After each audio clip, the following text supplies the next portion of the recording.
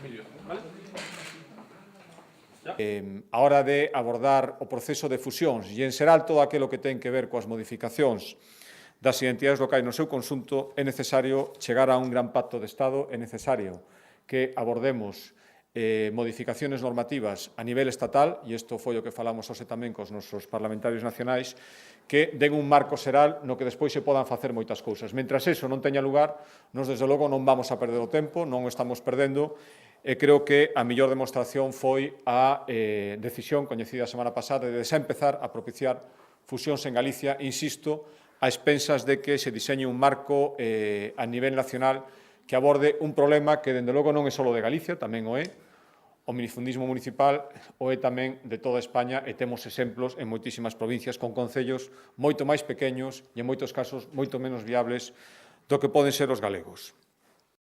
Por lo tanto, este foi o tema principal que hoxe abordamos na reunión de Maitines, a necesidade, xa digo, de seguir apoiando as fusións, a necesidade de plantexarlle ao Estado un marco xeral para todo o proceso de cooperación municipal e a comparecencia a semana que ven no Parlamento de Galicia para explicar todas as medidas e todos os proxectos da Xunta de Galicia para favorecer un tema tan trascendental para a nosa comunidade como é que os concellos traballen conxuntamente dun xeito moito máis intenso do que ata agora o viñan facendo. A necesidade de plantexarlle o Estado